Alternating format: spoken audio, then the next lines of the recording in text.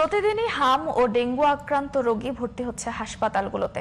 হাম ও ডেঙ্গু প্রতিরোধে সবাইকে সচেতন থাকার পরামর্শ দিচ্ছেন চিকিৎসকরা। মঙ্গলবার হামের উপসর্গে মারা যায় এক শিশু। দর্শক, হাম ও ডেঙ্গু পরিস্থিতির আরো তথ্য নিয়ে ময়মনসিংহ থেকে যুক্ত হচ্ছেন সহকর্মী কাজী মোহাম্মদ মোস্তফা।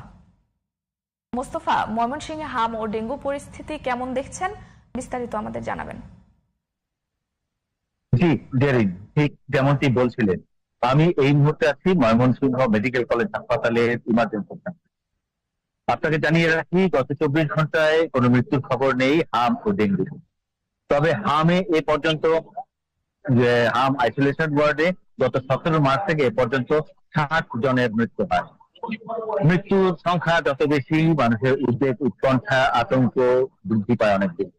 রোগীদের স্বজনরা তারা হতাশ হয়ে পড়ে এবং তারা বিভিন্ন ক্ষেত্রে তারা জানতে চায় যে আরো চিকিৎসার প্রয়োজন, অধিকতর পরীক্ষার প্রয়োজন।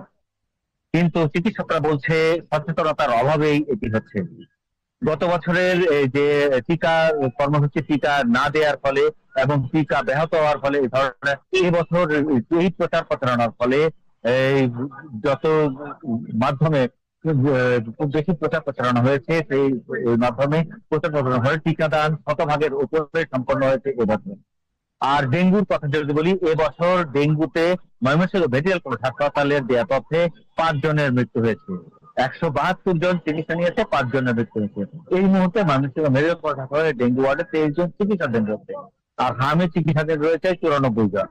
ময়মনসিংহ মেডিকেল কলেজ হাসপাতাল 1000 শয্যার এই হাসপাতালটিতে ময়মনসিংহ বিভাগের 4 জেলা সহ আশেপাশের গাজীপুর, কিশোরগঞ্জ, টাঙ্গাইল, লালমনিরহাট, রংপুর, গাইবান্ধা থেকে সুনামগঞ্জের রোগীরাও এখানে চিকিৎসা সেবা নিতে আসে।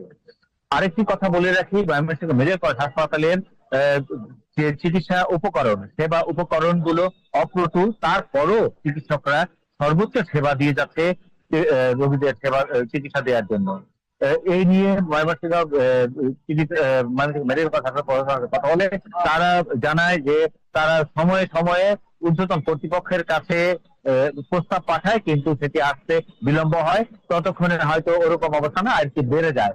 এখানে 1000 শয্যার হাসপাতাল হলেও এখানে রোগী 4.5, 5, 6,000 পর্যন্ত রোগী এখানে চিকিৎসা সেবা নেয়। এই হচ্ছে ময়মনসিংহ মেডিকেল কলেজ হাসপাতালের হাম ডেঙ্গুর সর্বশেষ অবস্থান। জেরিন, ধন্যবাদ মোস্তফা আপনাকে।